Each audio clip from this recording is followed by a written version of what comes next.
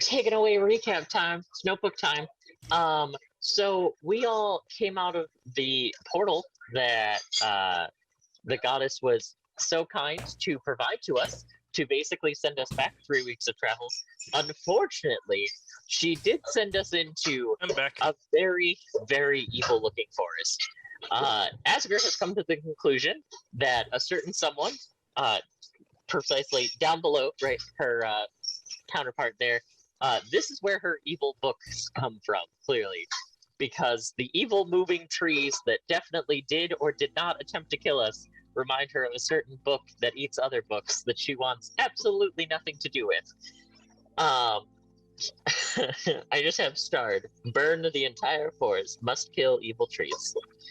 Um, we did get attacked by a few abyssal monsters, but our lovely Shirku, right there, their awesome looking token, their new weapon absolutely decimated the demonic creatures, which made getting through the woods a little bit easier than I think any of us were kind of expecting to have time doing.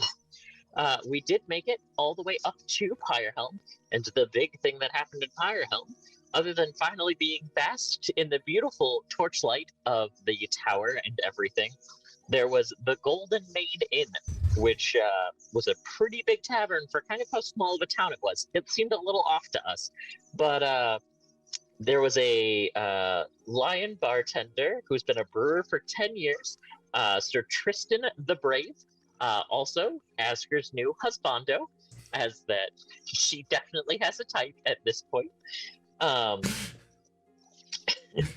the entire townsfolk made pretty much entirely up of non-humanoids, so, well, humanoids, but not humanoids. I guess I should be more specific. A couple of tieflings, a couple of drow, few orcs, that kind of thing. But we came looking for Shirku's mom, and Shirku's mom we may have actually found. She may or may not be the person who is in charge of this whole town. So she did not seem nearly as excited to see Shirku as we were all kind of thinking. Uh, we got to meet kind of the whole family to some degree. Um, a whole bunch of names that I have written down that I am not going to attempt to pronounce because I will butcher all of the pronunciations of all of them. But if I feel like they're going to come back up, then our lovely dungeon master will be able to take over those pronunciations, as that he's the one who came up with all of these.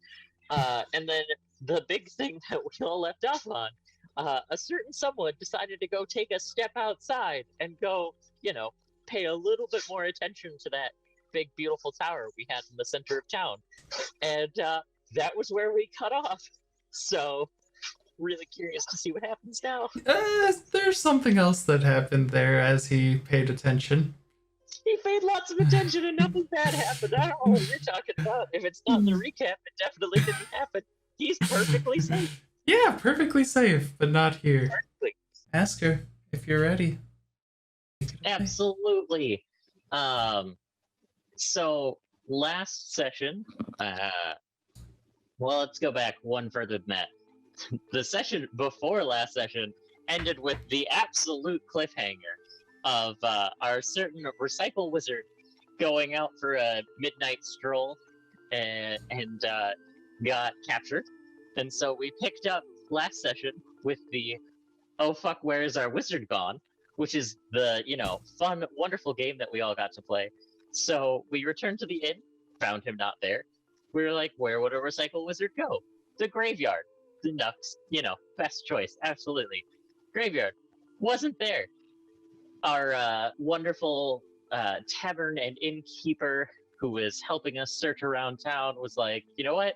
I'll make us all some food. Hopefully everything will get figured out. And thankfully enough, we had a skeleton wearing a pink bow with her bow strung across her back, whose name is Bethany. Probably Asger's new favorite undead, and probably going to be her only ever favorite undead, was able to be like, yeah, they got captured and blah, blah, blah, and like, led us to their master, sort of, which was then finding out that Asger's beautiful tower of Plomine doesn't actually exist. and there wasn't anything there, which was just a whole fun realization in itself. Uh, our ever adventurous Mila and Shirku were the first to jump into the what should have been a solid wall, which was not a solid wall, and the rest of us very cautiously followed. Thankfully, we did, as that there was a giant trapdoor that led down, down, down, and then out, out, out, until we were at some kind of tower structure. Uh, there were guards inside tower structure. Mila, of course, being the wonderful packed lizard that she is, charged ahead and was able to take out quite a few of them by just pulling them into a room. Asger charged up to try to make a bit of a defensive, stand as best she could, as Shirku made turtle soup out of the very large turtle person who was in the front, which caused many, many problems further down along the road. Asger took up defensive position, Mila cleared up the room behind them, and Asger, being Asger, really, really pled, it was just telling all of them to just run away, that it wasn't going to be worth it. She had knocked at least one of them unconscious. You know, it's just, don't lose your lives over this, please, for the love of God, run for your lives, they're all going to kill you. And Turtle Soup had a friend or brother, I don't remember exactly, my notes don't always say, but he was not particularly keen in the whole, letting us go and all of that to where we wanted to, because, well, we kind of chopped his brother in half. And so Asger then just decided to turn the tables on the pleading with people and turn back to the party and asked all of them to stop killing everyone, which almost worked with Shirku, after Shirku had already successfully covered Asger in blood twice. So she was just head to toe, very Carrie moment. And Shirku was like, sure, and then immediately just decapitated and covered Asger once again, which led to Asger's first mental snap, where Asger went through and just hunted a few people down. Thankfully, her wonderful Zastrava was able to calm said princess down, as Mila was munching through the crowd as always, and Shirku was destroying everyone as always. Bethany also did exceptionally well for a skeleton with a bow. Highly impressed with Bethany's skill. Again, number one undead. We did what any adventuring party would do after you clear out the room of bandits. Half of the party went downstairs, half of the party went upstairs.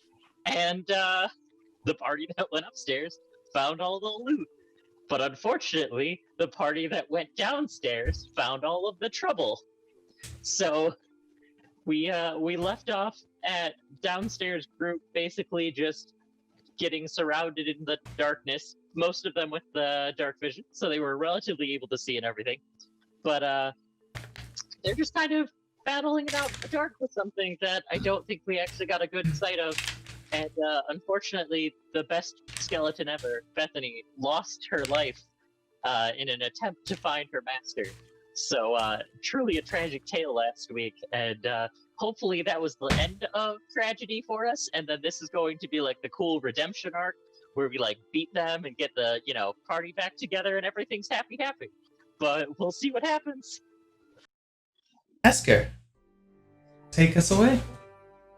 Absolutely. So we picked up with last stream mostly being a lot of combat-y goodness. So if you weren't there for it, I really, really, really recommend going back and watching all of our very pained facial expressions throughout many close calls and everything.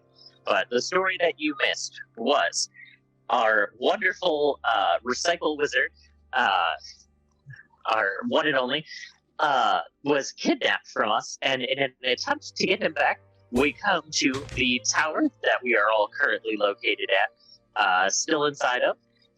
We had gone deeper into the tower in this room full of just darkness and dark orbs and all of this kinds of things. Even with our dark vision through most of the party, unfortunately, the enemy that we were facing, Shirku's sister, is a shadow blade of some sort who uses the power of darkness to her own benefit, and she gave us one hell of a fight in attempts to get them out of their cage.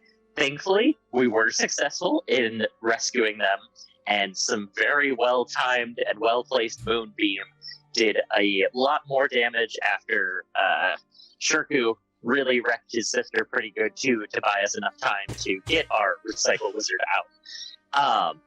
The moonbeam, I think, sort of generally scared her off as she continued to whittle away at our own health. We decided to take the light tactical retreat. Unfortunately, she had the same kind of plan and ran upstairs to what we were unaware of at the time was a massive summoning circle operation happening up there. Mila, being the ever fearless Mila that they are, charged in completely headfirst, as always, as Asger would say, against battle tactics instructions without any of the allies and everything else. We all rushed up after her, not looking great and not taking a break in between the 3 sets of fights that we had up to that point.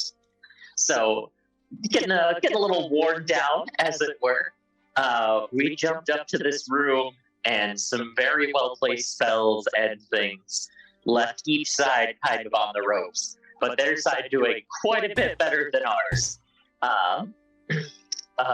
Mila was starting to get everyone to just retreat back behind her. After we had taken out a few of their number, they've come really close to taking out a few of our number.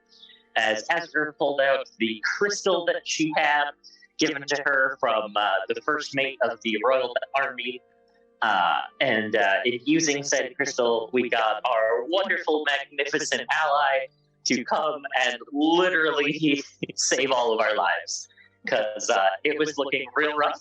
We had some, the thing that really turned the tide on us was what should have been the thing that ended the summoning circle with a roll of like 2, I think. It was something really, really low. It was a 2. It was a 2, okay. Cypher rolled a 2 on the D100 after attacking the magical circle. And we're like, it's a 2, it's going to be great. It wasn't great.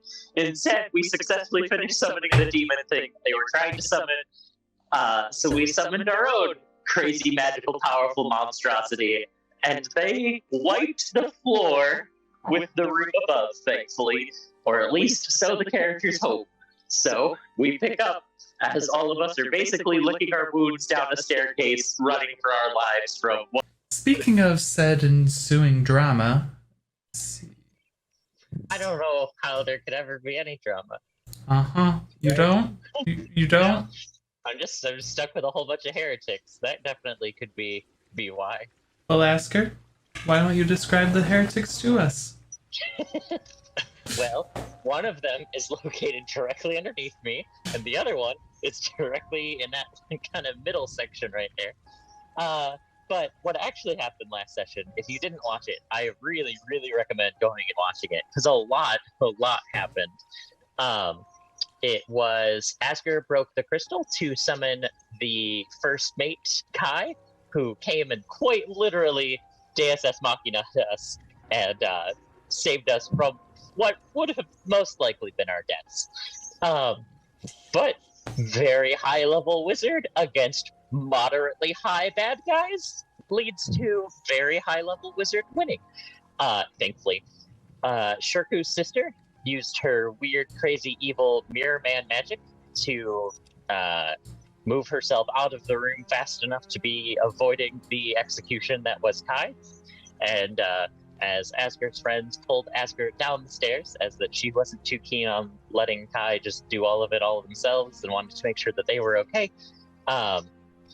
the party then found Shirku's sister, which starts off, yes, the last session's drama of Asger did not want to let Shirku's sister just go on her merry way or whatever, but Shirku decided that it's his sister, and thusly the rules didn't apply to his sister. And his newfound listening to Asger not killing anyone rules suddenly were in effect in Asger's mind. So Asger basically threatened to murder Shirku's sister. It turned into a large debate that we carried on outside. While that happened, heretic number 1, Cypher, went and, with Zastrava's help, went to go loot the rest of the castle while Kai was there to babysit me and Cypher, arguing about what we should do with his sister. At some point, Asger may have mentioned the fact that she wants world peace, and everyone disagreed with how Asger wants world peace, but that's a topic for another day. Um, and so, upon returning, the conversation had pretty much gone nowhere about Cypher's sister being let to live or whatever, until Cypher brought a amulet that is probably in the description a holy amulet of the Mirror Man, and gave it to Shirku, heretic number 2, as a remembrance of his wonderful mother who kicked him out at the age of 7. Asger tried to convince everyone that if they were going to use, their barbaric rules of you should kill those above you who you don't like the rules of, that she should have clearly done this a long time ago, since she didn't agree with her mom's whatever after she was questionably being spared. But the party has decided that she should go on a redemption quest, so she's either coming with us, going on the boat, or dying. Asger picks dying, but the rest of the party didn't agree as much, and Asger attempted to remove the evil amulet from Cypher, but a few fate point battle back and forth, of which Asger was highly unable to win that, lost, so she ran back to go pray with the other paladin of Clomene as the only other holy person around at, a couple of miles, and upon coming up that trapdoor first, there was just a crowd of people, because, well, we may or may not have killed Shirku's mom, who was kind of the whole reason the illusionary Clomene Tower was there in the first place. And because of that fact, it was gone, and now the whole town was like, what do we do now? The pretend amount of safety that we have no longer exists. So, Kai, being the ever-wonderful person that they are, was able to build us a little tiny hut, and tomorrow we will be transporting all of them back to the beautiful city where they can hopefully live happily for at least a little while until Asger builds an army out of them to take this continent as her own. Asger, if you can take us away with a recap of what happened last session. Absolutely. So, last session, we picked up basically right as we were walking into Asger's magnificent mansion, that was probably about 100 times bigger than that magnificent mansion normally is, as that we fit an entire town inside the mansion. While inside the mansion, we all had some really awesome RP stuff. I really recommend going and watching the last episode. Asger learned about becoming a knight and the 7 tenets that she needed to follow on that. Mila had a heart-to-heart with Asger about if she wants to be the strongest and lead and make the rules, that she needs to, understand what all the pack has to offer. And Cypher talked to his evil sister about all the evil things that they would do. Just kidding. They had an interesting kind of heart-to-heart thing, and I'm scared for my character's life. We'll see how that goes. Speaking of being scared for my character's life, we walked out that door the next morning after a brief intermission and kind of figuring out maybe what next steps were, to a whole army of demons. Like, more demons than I ever thought we were going to fight in a single fight. And somehow, we're still around to tell the tale, which is why we still have this week's episode, which is great. And I'm very glad that we're still around to tell this tale. But, oh boy, because it just means that we could do it again. If we've done it once, Anthony knows that we could do it again. And I'm terrified for the next round of giant army combat that we go through. It was a really epic fight. Everyone had a lot of really cool moments. I really recommend going and watching it. My notes in no way, shape, or form can cover all of the intricacies of battle that happened there. Asger, if you wouldn't mind taking us away on what happened last time. Absolutely. So we picked up after successfully somehow defeating an entire horde of demons, which scares me at the possibility that we could ever do that again. But also, I'm really impressed with us, and it's going to make a great story for Asger's storybook. But after successfully doing all of that and everything, we had Kai, who was actually Kai, and not just us calling them Kai, because that seems to be the form we like the name most of, took all of our people in need of rescue back to Asger's hometown with the Asger-appointed general to hopefully lead them in a effort to eventually be able to reclaim their city and set up some kind of defense up here, because it is very wildly apparent that, like, this place needs plumbing, or at least Asger thinks this place needs plumbing.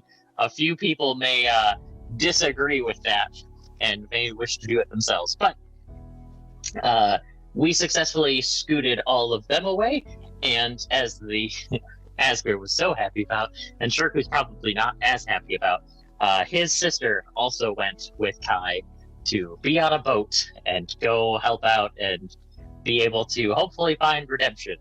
Or she'll come up as a secret evil bad guy later on because we let her live, and now she hates us for making her do manual labor on a boat.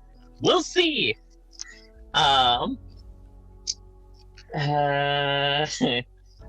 No, Kai is good at scaring people, and he likes it.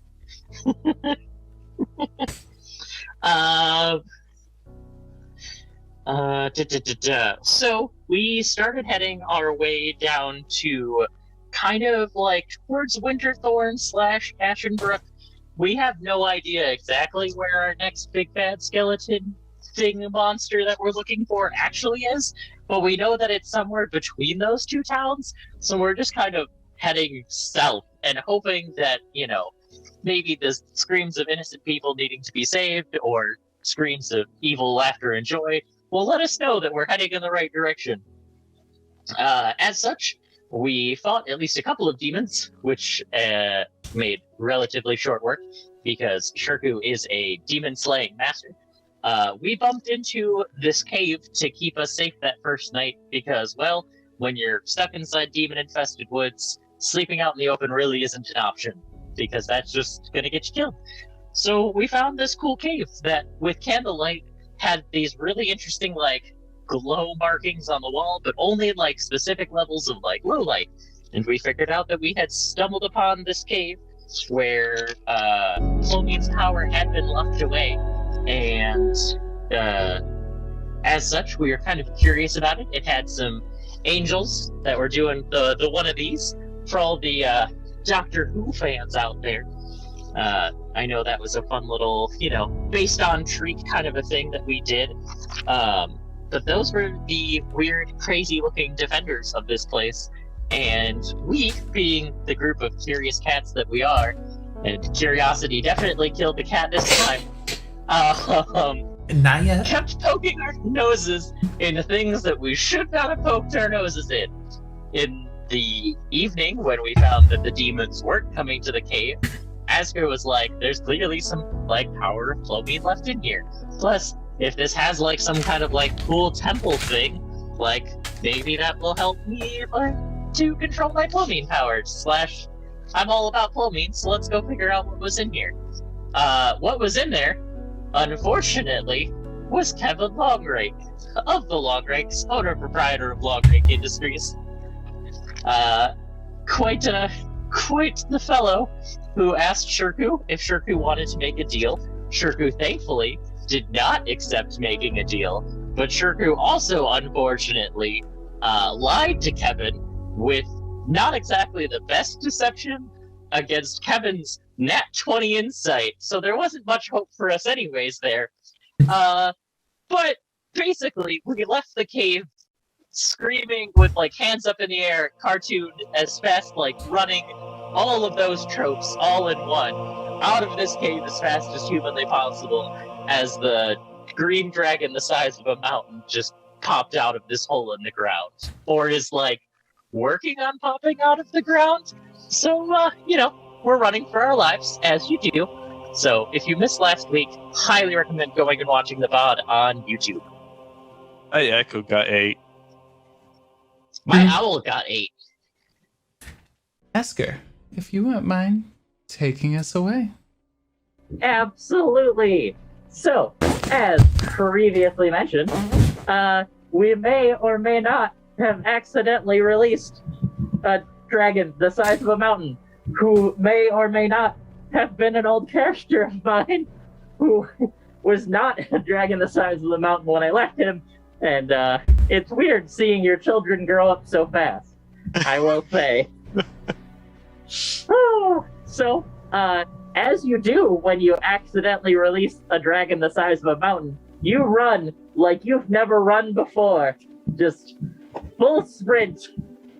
Somehow, and I have little idea how, but we survived, thankfully. Successfully making it and getting away from Kevin, who seemed preoccupied with all of the other things to deal with. Who knows? My Echo didn't survive. Your Echo sure didn't survive. My Owl didn't survive. Quite a lot of those demons and things didn't survive. Many things did not survive Kevin coming out of that mountain. Thankfully, we got away. And in doing so, we were going back to the town that we all kicked this off at, as that the only real lead we had was to go back to our friend Evelyn. And on the way to go see Evelyn, we bumped into a little girl in the woods playing on a harp, all pretty. That's the best harp you're going to get out of this fursuit. And in doing so, we were like, let's not go by that, until Asger looked a little closer and kind of had this like, maybe I recognize them. And in Asger's usual fashion of dragging the party into things that they probably wouldn't have done otherwise, went up to her. And Gwen said that she was here to try to keep the light alive because it had dimmed so much, because now there are two Kevins, as well as all the demons and all the wars and all the other bad things happening in the world. And kind of gave us a little like, something needs to be done about this push, as if we haven't had a hand in a couple of those things already. But we didn't tell her that at all. Thankfully, she was nice enough to leave the harp for our dear... Wait, where? That way. Vision's like 80% mobilities somewhere. We gave the harp to our wonderful bard, made our way back into town, and learned that Asger is not the only Aasimar around, which was a really weird thing to realize. We met back up with the woman who we spared the life of, because unlike the party's belief of murder Asger, she does let people live from time to time.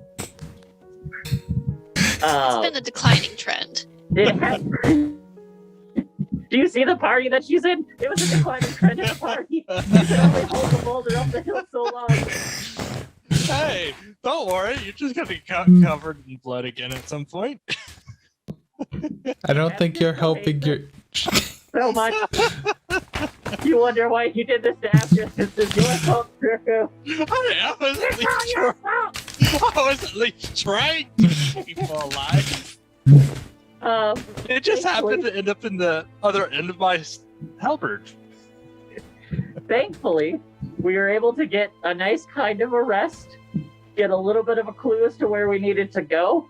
The next morning, we woke to a nice breakfast, and then as we were kind of meandering a little longer than Mila would have liked to meander, Mila snatched a certain shiny object on Asger and bolted out the door. So, Asger, of course, gave pursuit. And that's where we pick up. Asger, take us away for the recap. Alright. Those are different notes. It's like, what? It's like, those are job notes. That is. Nice. So we picked up last session by Mila stealing a certain shiny object off of Asger's belt. Ooh, And- holy symbol. That couldn't be important for the paladin. Definitely not. and took it and just ran as fast as possible out of the shop. And of course, Asger charged immediately after her, which then drew the rest of the party to also chase after the both of us, which also led the guards to be caring about what we were doing. It was a really wonderful chase. I always love chase mechanic things. I think they're super fun, so it was really nice to do. And then the guards dared to have a problem with us taking a morning jog through town. In which Asger took a problem with their corruption. To their face. And, what? To their face. Absolutely. Asger doesn't hold back. So, Asger was quick to point out some of the stupid shit that the guards were doing and she didn't like. So the guards threatened to arrest her. Asger said they couldn't arrest her.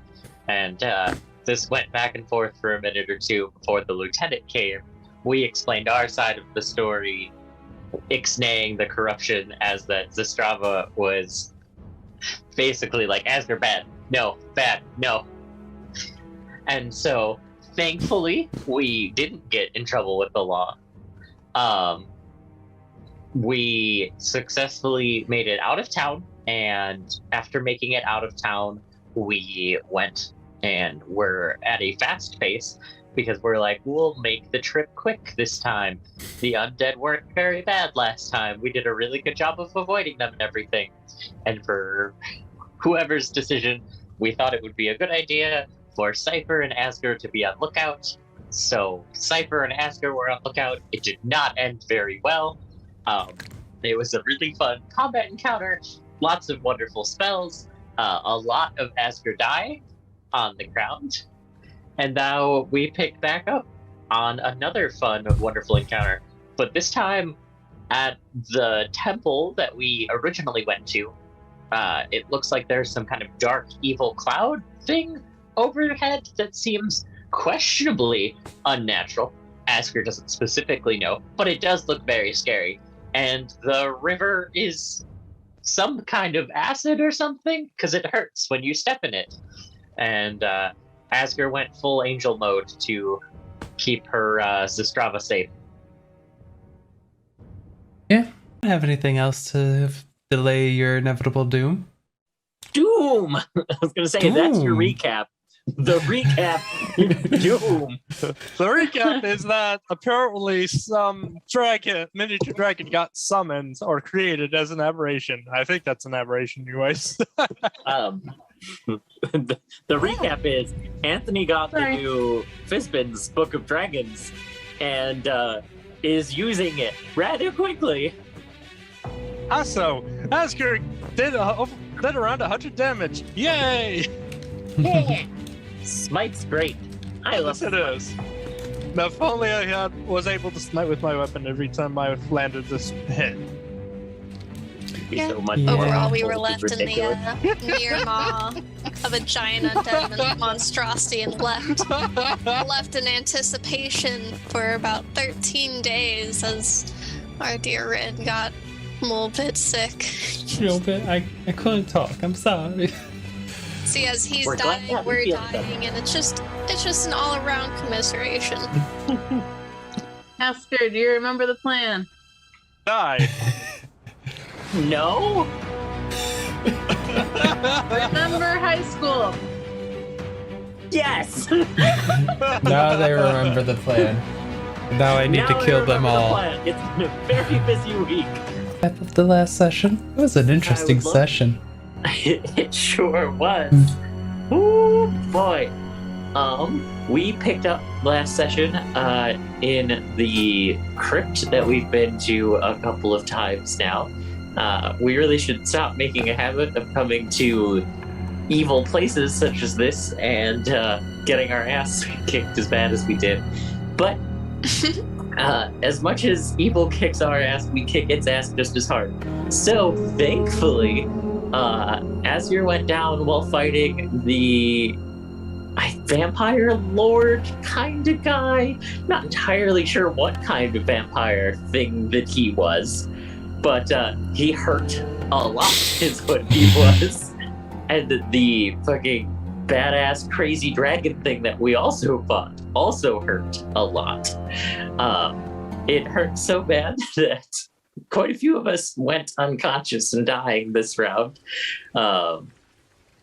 Thankfully, with the team, Asger was brought back up after we had finished slaying the vampire lord, and I was like, my best bet is to hopefully just fucking ruin the day of this dragon and just finish it off before it finishes anyone else off.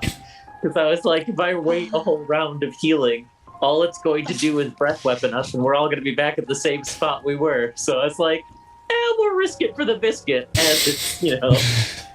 The price of ambition. It really was. Fair.